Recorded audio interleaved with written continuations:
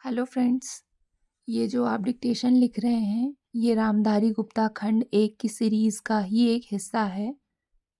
और आप इसके आगे के और भी डिक्टेशन लिखना चाहते हैं, तो आपको मैं उसकी लिंक, प्लेलिस्ट की लिंक नीचे डिस्क्रिप्शन बॉक्स में दे दूँगी। आप उस लिंक से जाकर और भी डिक्टेशन लिख सकते हैं।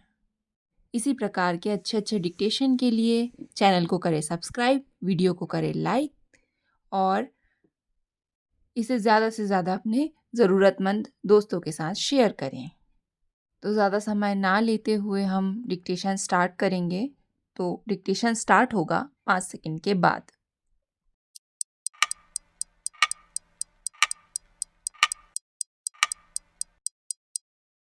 महोदय, समाज कल्याण संस्थाओं का काम बहुत बड़े परिमाण में बढ़ा है। आजकल इसके लिए अनुदान भी पहले से कहीं अधिक दिए जाते हैं। हर पंचवर्षीय योजना में हम इस पर अधिकाधिक धन खर्च करते हैं और आजकल समाज कल्याण का कार्य करने वाले पूर्णकालिक कार्यकर्ता भी पहले से बहुत अधिक हैं, लेकिन मैं ऐसा अनुभव करती हूँ कि जैसे जैसे हमारे व्यय और कार्यक्रम बढ़ते जाते हैं, वैसे वैसे इस काम में व्यक्तिगत उत्साह और लगन की भावना घटती जाती है। अध्यक्ष महोदय ने मशीनरी भावना का उल्लेख किया है और मैं भी अनुभव करती हूँ कि आज वह नहीं है।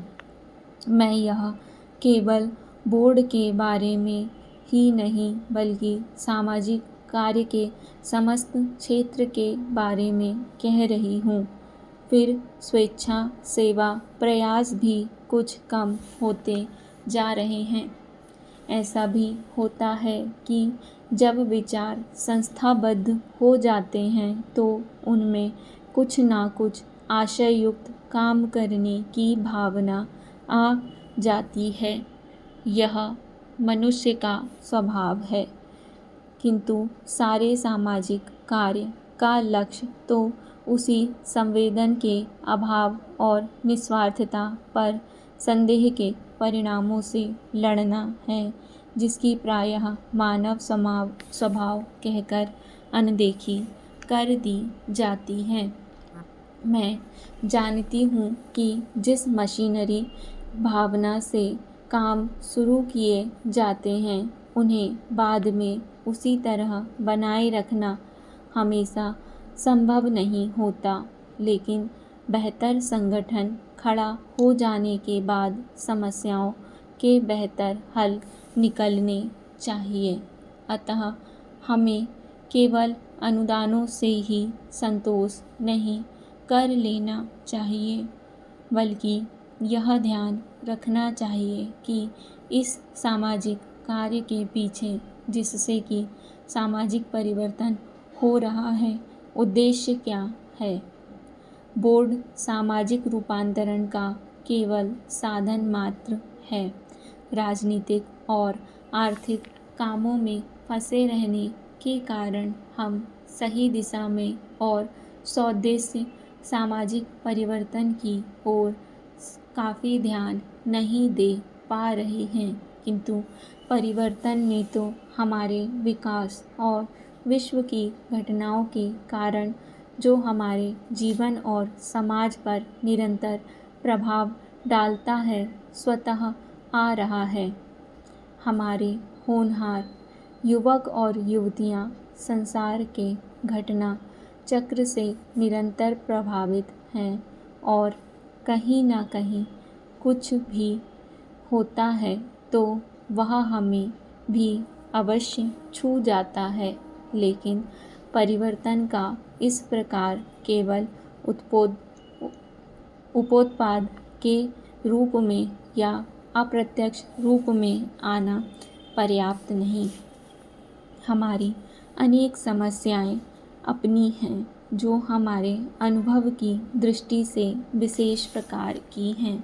महोदय, एक उदाहरण है जो बोर्ड के सीधे कार्यक्षेत्र में नहीं आता, फिर भी वह है सामाजिक अपव्यय को रोकने का महत्व।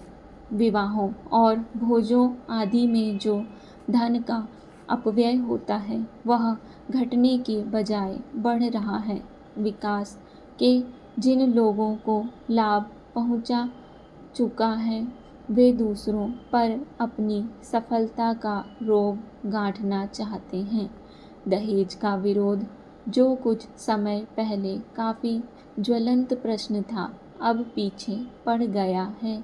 यद्यपि यह कुरीति आज भी उसी तरह जीवित है। अस्पृश्यता के बारे में आज कानून मौजूद हैं, लेकिन आज भी बहुत से स्थानों पर यह बुराई फैली हुई है। लोग इसे सरकार पर नहीं छोड़ सकते कि वही इसे हटाने के लिए कदम उठाए। इसके लिए तो उन्हें स्वयं कुछ ना कुछ करना होगा, विशेष रूप से समाज कल्याण के क्षेत्र में। केवल सरकारी कार्रवाई पर्याप्त नहीं हुआ करती। जनता और सरकार दोनों को मिलकर एक दूसरे का हाथ मजबूत करना चाहिए और पूरे अधिकतम सहयोग से काम करना चाहिए। अपने कार्यक्रमों को पूरा करने के अतिरिक्त समाज कल्याण संगठनों को भी अंधविश्वासों से लड़ने और लोगों में तर्कसंगत दृष्टिकोण अपनाने की ओर ध्यान देना चाहिए। समाज सेवी संस्थाएं दैनिक जीवन में मनोवैज्ञानिक चिंतन को लोकप्रिय बनाने के लिए बहुत कुछ कर सकती हैं। जाति या समाज के नाते हम लोगों को स्वास्थ्य और शिक्षा की ओर कहीं अधिक ध्यान देने की आवश्यकता है।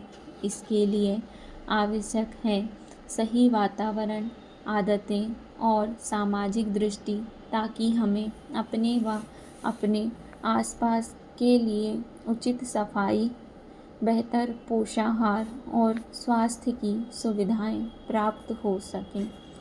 सफाई के बारे में हमारा कुछ अजीब दृष्टिकोण है। हम अपने घर की तो सफाई करते हैं, पर कूड़ा करकट दरवाजे पर ही डाल देते हैं। हम स्वयं तो रोज़ नहाते हैं, पर हमारी सड़क या गली गंदी है जिसकी तनिक भी चिंता नहीं करते। बड़े शहरों में और उन इलाकों में भी जहाँ पढ़े लिखे और खाते पीते लोग रहते हैं, कूड़ा करकट जमा रहता है और कोई इसकी परवाह नहीं करता। स्पष्ट रूप से यह स्त्रियों की संस्थाओं और समाज कल्याण संगठनों का काम है। समाज कल्याण संस्थाओं के लिए परम आवश्यक है कि वे समूचे क्षेत्र के सुधार के लिए आपसी तालमेल रखें। सरकारी विभागों का आपसी तालमेल भी बहुत आवश्यक है, जिससे स्थिति सुधर सकती है। सभापति महोदय, मैं वित्त विधेयक का समर्थन करने के लिए खड़ा हुआ हूँ। उत्तर प्रदेश की जनसंख्या बहुत बड़ी है और उसका क्षेत्र भी बहुत बड़ा है। इसलिए यह आवश्यक है कि उत्तर प्रदेश को उसकी जनसंख्या और क्षेत्र के अनुसार विकास योजनाओं के लिए केंद्र से आर्थिक सहायता दी जाए। इसके बिना उत्तर प्रदेश की उन्नति होना असंभव है। भारत का किसान इस देश का जीवन है। किसान पर ही सारी खुशहाली और उन्नति निर्भर करती है। अगर उसका जीवन समृद्ध होगा तो देश भी समृद्ध होगा। इसलिए यह आवश्यक है कि किसान के दैनिक जीवन की चीज़ें सस्ती हों और उसके खाद्य और कृषि यंत्र आदि सस्ते दामों पर मिल जाएं। पानी के लिए उसको भगवान की तरफ ना देखना पड़े, बल्कि उसको सिंचाई के विषय में आत्मनिर्भर बनाया जाए। जब तक किसान को पूरी सुविधाएं नहीं दी जाएंगी, तब तक देश उन्नति नहीं कर सकता है। मेरा यह भी निवेदन है कि जिन परिवारों में खेती का काम होता है, उन परिवारों के बच्चों को कृषि विभाग में नौकरी देनी चाहिए। यह मैं आवश्यक समझता हूँ, क्योंकि उन्हें कृषि के बारे में व्यावहारिक ज्ञान होता है। स्टॉप। अगर आपको डिक्टेशन अच्छा लगा तो वीडियो को करें लाइक, चैनल को करें सब्सक्राइब और इसे अपने दोस्तों के साथ ज़्यादा से ज़्यादा शेयर करें। धन्यवाद।